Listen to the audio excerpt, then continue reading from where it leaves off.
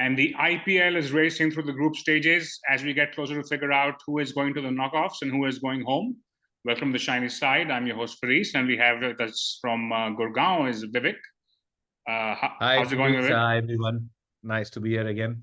And Vivek, the IPL is heating up. It's runs and runs and runs. And I think we're seeing scores which would be considered good scores in the ODIs in the 90s, basically. That's the kind of batting we're watching. What's your sentiment so far? I feel like this season is a bit more, we can't say it's just another season because it's definitely raised the bar in terms of runs for sure. Yeah, no, I think while obviously progressively T20 cricket in general, including the IPL, we keep seeing these larger scores and all that. I agree with you fully. I think there is a marked shift in terms of, I think it's everything, runs, strategy. Yeah. There are, I mean, we can talk about certain finer points as well. And yeah, I think the metrics and KPIs session by session are also different. Yeah. And that's what I find interesting, actually. I mean, otherwise, I'm more a purist, honestly, but it's interesting to see this evolution of the game as well. No, I actually, again, as a purist, I actually enjoy the tactical and the strategy side of T20 a lot, right? Because there's a lot of that happening. But I guess before we get into the teams and the matches, I think one change that happened in the IPL last year was the impact player rule. Now, there's a question about how much of an impact that has had on how things are playing out, right? So, I mean, it came in last year, but I guess it took teams some time to figure it out. But as an example, until last year, 250 had only been scored 3 times in like 14 seasons of the IPL. This year, Sunrisers Hyderabad alone has scored it 3 times. So I think this year has seen a makeshift. Do you think the impact player rule and the fact that it's actually helped the team make their, I mean, if you got an extra baller, right, you still have 120 balls. You're not really going to get an extra resource as such. But the extra batsman you have, has that, do you think, been a big factor here? Yeah, so I think it makes, you can see the choices play. It's made a huge difference. People are playing with that extra batsman, extra bowler. Suddenly, cricket seems a very different game when you have 12 players. And what also happens is it evens things out. So you will find a lot more teams being able to play, high scoring innings, right? Otherwise, players like genuine all-rounders like a Hardik Pandya and these types, they are a Ravindra Jadeja, they otherwise offer this edge to certain teams. And you know that there are not many of these in the world. So, but with this, it neutralizes that effect fundamentally. So that's why I feel also a lot more teams are scoring big totals. Yeah, no, you're right. And I think it's interesting how this, I'm not sure if it's for the better, but it definitely has had a very clear impact on the game. But I think speaking of, I guess we started with Sunrisers Hyderabad. So these guys, when they started, I think we did the preview on paper, it looked like they probably had the best foreign contingent, but the local contingent looked a bit weak. But the foreign contingent has come to the party in house. There's Klaasen, especially 3 guys. There's Klaasen, of course, who's had a phenomenal season. There is Travis Head, who's continuing from what he did in India in the World Cup and so on. And the other day, him and Abhishek were batting and they scored 100 in the power play. And then I think Pat Cummins, right? So when Pat Cummins was bought, a lot of eyebrows were raised. 20 crore for Pat Cummins, unproven in the T20 format, but as a leader and as a bowler, I think he's been incredible. I think, first of all, these guys were underrated resources. And now everybody in India will never forget Travis Head and Pat Cummins. So, I mean, Pat Cummins has had a phenomenal year as captain, right? I mean, before the World Cup, he had won the Ashes and he'd won, I think, 2 series as well, the World Test Championship. So clearly he's top class. And Travis Head, yeah, amazing. I mean, the guy just wields it like a sledgehammer. It's not pretty or anything, but it's coming off. Like you said, I think 100 in the power play is a new KPI now. I mean, it's way beyond the 250 target, right? It's just way beyond that. It's just incredible. And Travis Head and Abhishek, I mean, it's amazing what they're able to do. And the kind of players they have sitting on the bench, by the way, the foreign players, they have Glenn Phillips from New Zealand, and they have Marco Jansen, a seam left arm seam bowling all-rounder, who normally in the IPL would be gold dust, right? And I think that's back to the impact player conversation, right? Where in a normal non-impact player rule, a left arm seamer who balls 140 and can bat a bit would have been gold dust, but he's not getting a game even. And also I think we should talk about the bowling unit is also good. I mean, besides Pat Cummins, Natarajan and Unadkat, they've been pretty good. I think they've gone overall for around 8.5 an over, which is pretty good in these circumstances, right? So that's also been a big part. So they're sitting on third. They have 5 wins out of 7 games. They're probably looking in a pretty good position to actually make it. I still feel like, I don't know if they have well-rounded enough squad to actually go all the way, but it'd be quite a surprise if they don't actually make it to the top 4 at this point. Yeah, no, I think they're definitely in the top 4, and I think the sheer explosive power and the confidence the batting has. I mean, if you have a Travis Head, and I mean, honestly, if you're able to score 250, 260, you've so much tilted the odds in your favor. So I think they're a force to reckon with, I think, for the top 2. So we had another game yesterday. We had another game yesterday. Delhi versus Gujarat Titans. Delhi actually won this game. Delhi is now sitting on 4 wins out of 9. They won. I think they weren't doing so well, but they won the last game, and they're 6th now. I guess they are probably just about hanging in there. So at the moment, they're not really looking like they're qualifying, but they still have a chance. I think they need to win about 4 out of the remaining 6 or 5 games. I guess the headline for Delhi has been Punt is finally looking very good. He made 88 of 43 in yesterday's game. Akshar Patel also made 66 and 43. I think both these guys putting in knocks just in time for the India squad announcement also. So those things are also playing a part here, perhaps. As far as Delhi is concerned, they've lost Mitch Marsh now, who's officially out of the tournament. Warner has also been missing most of the games, and Nokia, I think, who's been one of the best bowlers. In fact, I'd say one of the best bowlers in the format, has been having a horrendous year. So what have you made of Delhi so far? Yeah, I think it's fairly in and out, right? Even Rishabh Pant, I mean, yesterday was amazing. I think he had one strong innings before that, but otherwise he was also lukewarm. Very nice to see that, I mean, yesterday as well, how he played. And obviously he will give the selectors a headache, a good headache, and that's nice to see. Yeah, a bit weak. I mean, Nokia, I mean, the fielding was very sloppy. Not so strong, to be honest. And I think the bowling is off. Even, they barely won yesterday's match, defending what, 220 or something, right? They made 224 and they won by 4 runs. On the last ball. I mean, if Rashid Khan, I mean, there was a good chance he could hit 6. So I mean, definitely a bit lukewarm for sure. And I think the fact that, again, I generally feel like an IPL side that is playing 3 foreigners in the top 4, 5 always struggles, because I feel like you need to have this for this foreign talent kind of spread across the team, a bit in the bowling perhaps as well. But I think their balance seems wrong to me. And then from that again, Mitch Marsh is out. Warner also is not there. So Warner is missing. Prithvi Shaw again. I think one of those guys who just not able to do justice to his talent. So phenomenally talented, but somehow not consistent. I mean, in the first knock he played, I thought he actually looked like this could be finally be a season, but hasn't done much after that. Yeah, and that's you see. I mean, the teams which have basically dominated, where the openers have dominated the power play, they're the ones at the top. Basically, I think Sunrisers Hyderabad are not the right example. They're probably the anti example of, because they rely very much on the foreigners. Their local contingent is not really the strong part. But looking at the other side yesterday, Gujarat Titans, they're now sitting on 7th, 4 out of 9 wins. They've obviously been through a fair bit. They lost their captain Hardik Pandya.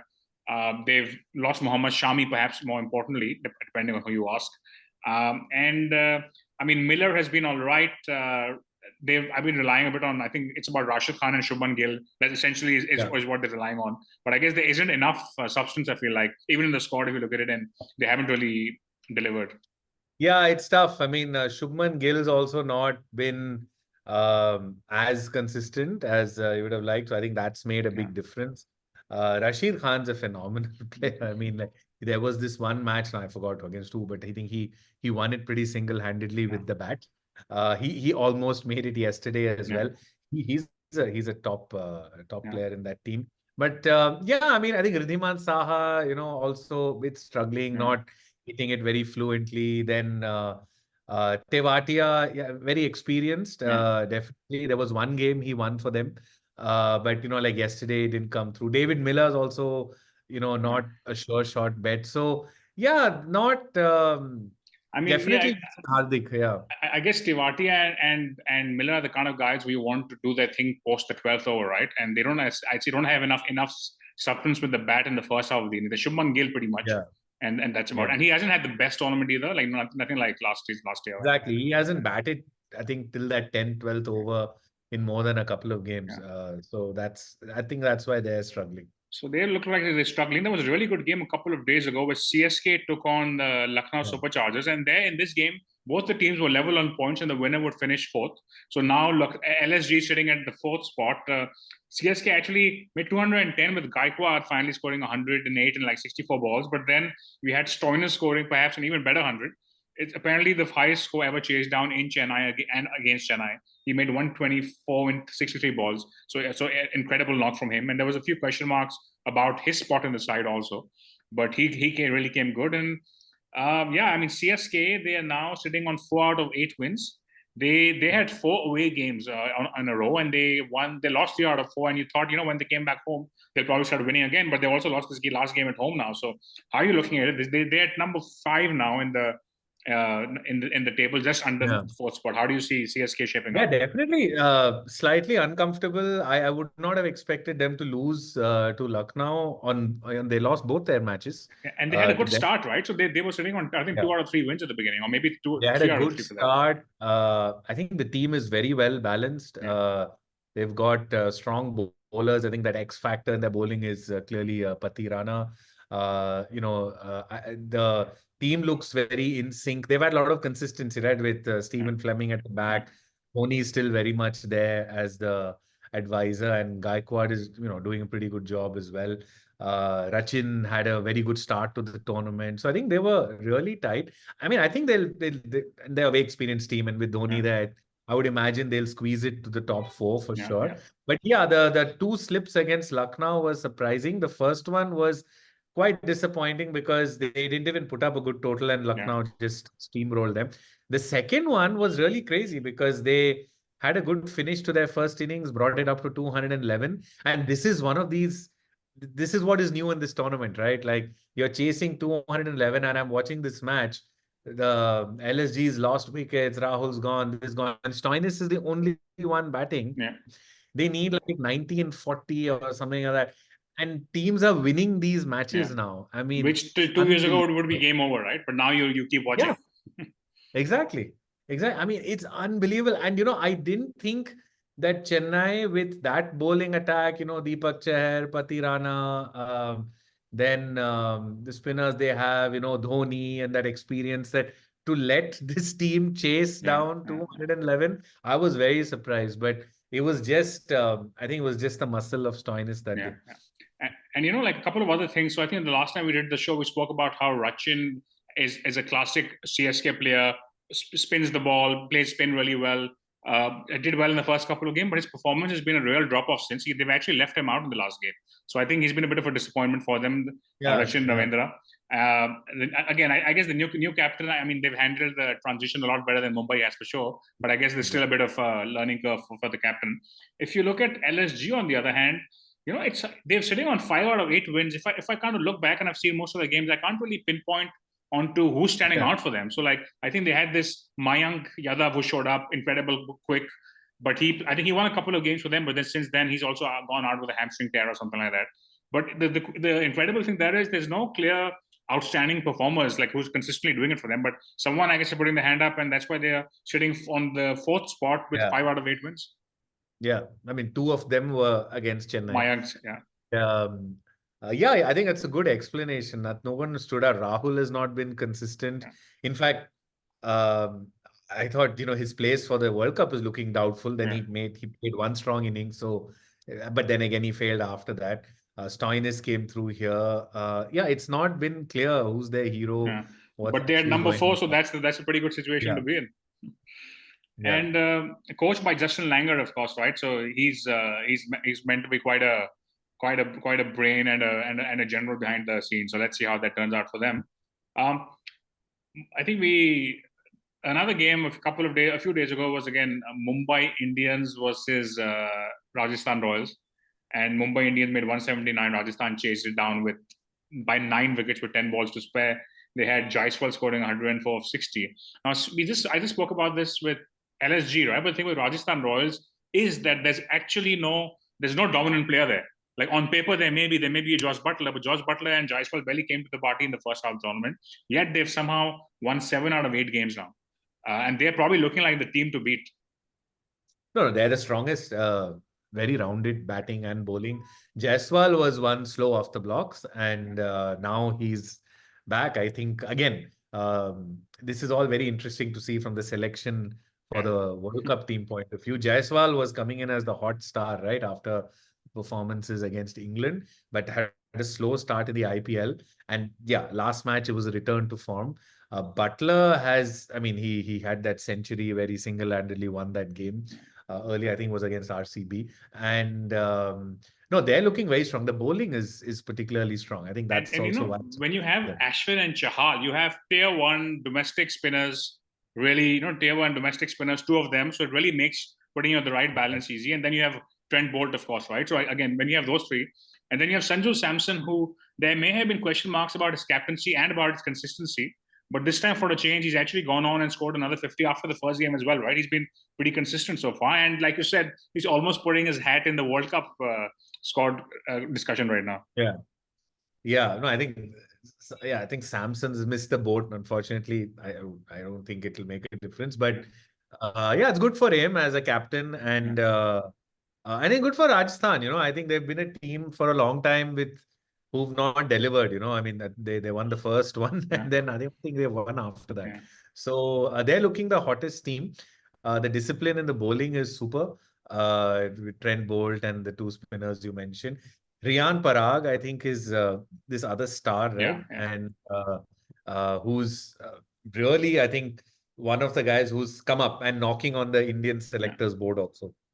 So he's been on this time. the fringe for a while, but he always seems to be not deliver when it comes to the IPL. But this time, I always saw him actually a very IPL player, but I think now, and I don't know still whether he can make it to the 11, but he's definitely been fantastic in this tournament. Yeah, and I guess if you look at the Mumbai Indians, right? So I mean, they're 7th. They had a pretty poor season last time. They're having another poor one. They're 3 out of 8 wins. Their bowling looks weak. They are now. I think the last time we spoke about Pandya's captaincy, and we're like, what, he's going to settle down. But now there's a serious question mark about whether they'll continue with him as captain and so on and so forth. It's got to the point where, again, he's keen coming back to the World Cup, but his World Cup spot is also a question right now. How do you? I guess we can no longer say a bad couple of games, right? Mumbai is in the middle of a pretty poor run right now. Mumbai has also had. I mean, I think it's just always been a high-profile team with all types of issues. They've had bad starts before and they've come back. So first of all, you can't write them off. Clearly, the Hardik captaincy transition, those issues were there. I think the last 10 days have been stronger for them. I mean, after Surya came back into the team, he's playing well. Bumrah is actually, I mean, so clearly head and shoulders above every bowler in the tournament. I mean, nobody's able to take him. So those 4 overs that he bowls, he can literally, clamp the opposition down regardless of what's going on. So I think that's there. Rohit Sharma is in good form. Kishan's batting well. They've got that wild card act in Romario. So actually strong team. I mean, I think if you look at performance-wise, I think Hardik has been disappointing. He's put himself in a spot position with the ball, but it hasn't come off on most times. There was, I think, the famous over where Dhoni took him off for 3, 4, 6 in a row. But besides that, he's not been effective with the ball. He's not been great with the bat as well. So no, they're definitely a bit weak. And that at least the overt instability between Hardik, Rohit, all that stuff, which was visible in the beginning, is not so visible now. I don't know if something has changed, but they're going to have a hard time clawing back. I mean, I think effectively this season is done for them. But the question for me right now is the management / owners thinking of, we need to keep pushing this way next season onwards, or will they? I mean, I guess they made some big moves to get Hardik in as captain. Do you think they're going to stick to that? I mean, hard to say what goes on in these things, but I would imagine they'll stick to it because, I mean, clearly Rohit, Virat, these guys are in the twilight of the career. So I think this is what it is.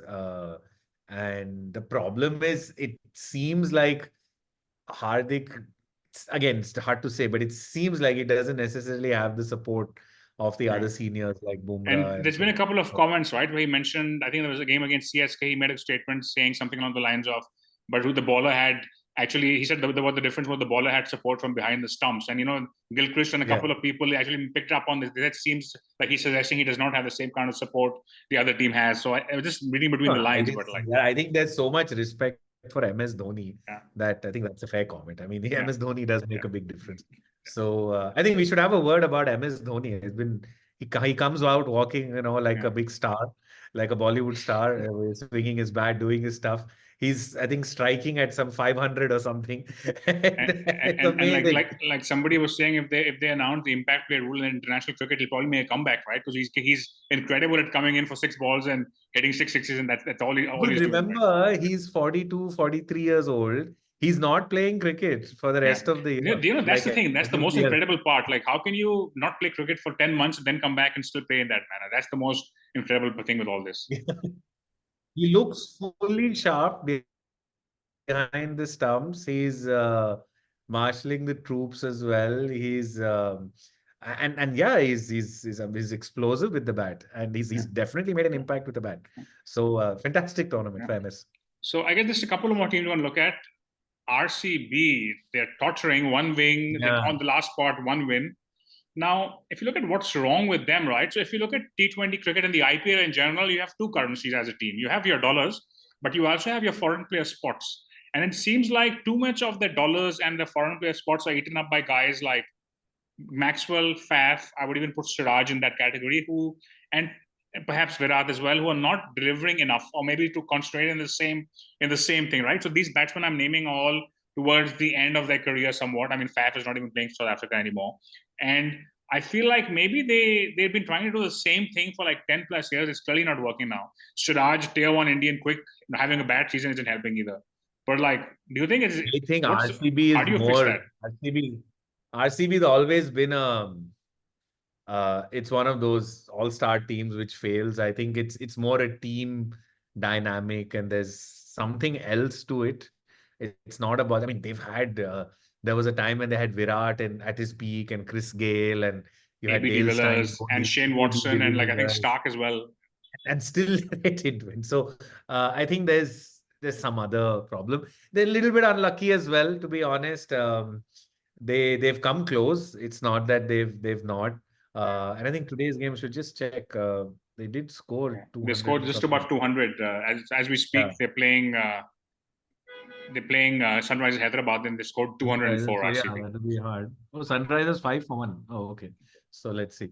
But no, I think there is a point about, say, I mean, Virat Kohli, right? Like, he's the orange cap player. So you can't say he's not doing well. Yeah. I think now I think the interesting discussion, right? What's changed strategy wise in the game? You have a guy who scores 162 balls, and then you're questioning, did he go hard enough? Could he have, was he the problem? And that's happened a few times. It happened a couple of times with Virat, a couple of times with Rohit Sharma once when he was chasing. And yeah, but I find it hard also because I think Kohli is opening the batting. If he's scoring 160 balls, I think the other guys have to do the Yeah, other stuff. for sure, for sure. He can't do I mean, everything. if you're giving that platform, then you can expect the other guys to deliver 120 in that 60, right? Yeah. That's what this is So about. you have Patidar, you have, I mean, Yeah. Karthik has had a few good Yeah, swings. yeah. By the way, and we are going to, we'll keep going back to, we'll try and do another episode talking about the Indian squad. But I feel like Karthik is in the form of his life. By the way, I feel like Yeah, he's he's incredible trying, right but now. again, I think a little bit just maybe age not on his side. It's a bit Yeah, hard. They gave him a chance in the last T20 World Cup, right? Didn't click yeah, for him. yeah, yeah. Though I mean, I think it was phenomenal. I think there was this game. Who were they chasing against? I forgot, but he scored this 80 and 30 Yeah, balls, yeah.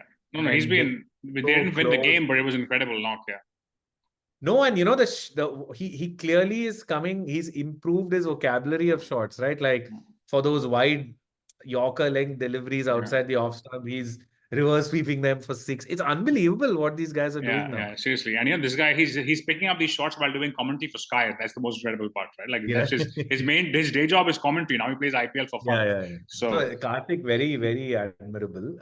But yeah, Siraj has had a horrible tournament, and I think question marks for India on the pace bowling side, because besides Bumrah, nobody looks strong. So that's an issue, honestly.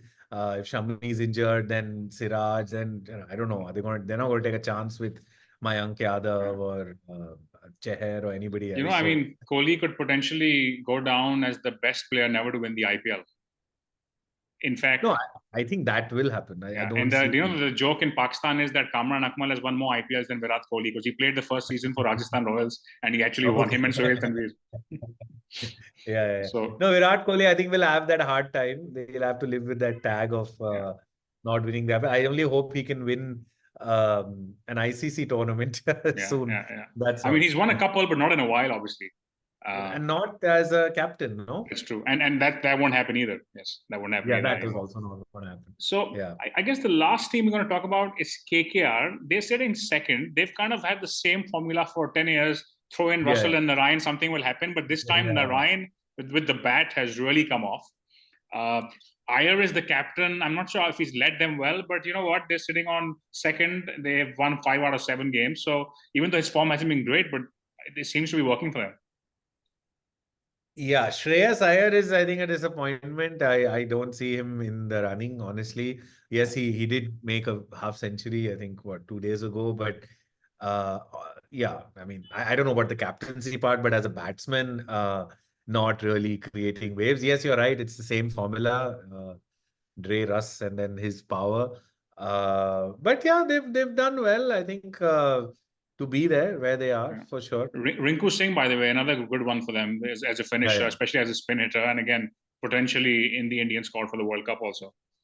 Yeah, he should be there. These are the guys who need to be there. I mean, these are the new Indian players, right, who just go from ball one. I mean, there's a chunk of them. Not everybody's going to get a chance, unfortunately, but Rinku Singh's definitely in there. And they have Mitchell Starc, who's playing the IPL after 6 odd years. They paid incredible amount for him, but he hasn't necessarily had the best season. In the last game, he went for 55 in his 3 overs, even though they won that game eventually against RCB. But it was that game, right? I think he took that catch in the last over. So I think he was hit for like 360 in the last over before he actually eventually won the game for them. So I think he's got a bit of a shock also. I think the level of batting in the IPL has picked up from the last time he played 6 years I think we should talk about that. I think, I was just seeing some numbers. The average run rate in the first 35 matches is 9.4. I mean, 13 times 100 has been touched in less than 10 overs. Wow. And the number of 220 plus totals is the highest ever. So what we are really seeing is a highly evolved game. These guys now come in with it's like I have 120 balls, right? So from ball one, you're going for it. And you see a lot of teams are scoring these 200s, 220. They've lost sometimes 6, 7, 8, 9 wickets. So they're clearly... It's about, I lose wickets, I keep batting. It's not anymore about, saving and then going at the end and all that. So when we saw the last T20 World Cup, England looked like just in another league compared to all the other countries because they were playing this kind of game. Now, I think in this IPL, it seems like every team has these players, which is going to make the World Cup very interesting. I think by no means, I mean, India will have probably the most complicated job in choosing 11. But once that is done, I don't think by any means India is, particularly stronger or something. You've got all these guys, Travis Head, Phil Salt, that Fraser Jason Fraser McGurk from Australia. Amazing. I mean, the number of... There's this Jacks, Will Jackson, again, England. So you expect Will Jackson, Phil Salt to be in the top 3 for England, most of top 4. But look at these guys, the fearless hitting. I mean, from ball one. There's this statistician called Mazhar Arshad. He's Pakistani. He actually works with the ICC. And I heard his interview recently where he mentioned something. He said, in T20, you have 2 currencies. You have 120 balls and you have 10 wickets. Teams typically do not utilize the second currency enough. But the recent mindset is, if you're finishing 4 down only, that means you haven't done enough. So you need to go harder and harder Exactly. and harder. And that mindset is now really filtering through. I think that has changed. So what has clearly happened is that has changed. Then I think bowlers had come up with these little things of, bowling these wide Yorker length deliveries, Yeah, changing pitch. I think batsmen have figured out how to counter those, yeah, yeah. right? I think that's clear. Then, of course, the impact player topic. Yes. And I don't think the pitches have been particularly more batting friendly Yeah, than they I mean, have they been in are the batting past. friendly, but not drastically different from the last Yeah, few years, and perhaps. nothing different. So it's essentially, and not all the grounds are very small either, Yeah, right? So it's just very amazing batting planning yeah, yeah, and aggression and going for it. You're okay. And there are sometimes teams getting all out. So yeah. you see, and that would be an interesting. I'm sure there are more all outs or more wickets that have fallen in this IPL than ever before. I should check it out here for next time around. We'll do that. Before we wrap up, Vivek, what's your pick for the top 4 right now? In no So I particular think order. the Rajasthan Royals, SRH for me, they look like the best. Then for the next 2 slots, we'll bias to say CSK. I think they'll somehow come back. And then you have between KKR and LSG. I think KKR is stronger. Just the brute force Yeah, that they have. And I mean, Phil Salt has been also been quite, we didn't talk about it, amazing. And besides Dre Russ and all that. So yeah, I think to me, I think it's the current yeah. top 4, honestly. Yeah, I Uh, think so too. I mean, CSK is sitting at 5 now, but what you're saying is CSK will probably pip one of the other teams to make it there. I kind of agree with that. And I think I would not want to be finished in the third and fourth playoff against CSK, because once they're there, they obviously have the yeah, mentality they've and done and, that and, and the before. pedigree to kind of The take you teams which down. will just come close and will unfortunately fall short will be like, I think LSG, it'll be Delhi Capitals, Yeah. and I think Mumbai RCB will Yeah. be stuck I mean, at some point. it's looking a bit like the next few weeks could be a bit like we already know who the top 4 is, but whenever we start thinking that in the IPL, things change. So let's see how it plays out. Yeah, but it's great to see. Obviously, there's great Indian talent, like the new guys I've never heard of before. This Abhishek, and the Shashank Singh, and Yes. guys like that. So that's amazing. But also from other countries, right? Phil Salt, this Jackson guy, Fraser Yeah. McGurk. Yeah. I mean, Hetmeyer has been good anyway. Nicholas Puran, Yeah. so it's amazing how, and then all these Afghanistan players who are coming up. So Mohammad Yeah. Samad and all these guys. So I think it's nice how this tournament is becoming, not just development for Indian players, but I think for like young But players yeah, and all over the showcasing world. talent for sure. Okay, good Yeah, stuff, yeah, Vivek. absolutely. Thank you for being on, as always. Absolutely. And for those Thanks of for you the pleasure. watching, we'll probably be back with another show on what the Indian 15 should be like in the next few days. And we'll also be back with more IPL talk shows. But in the meantime, stay tuned to the shiny side.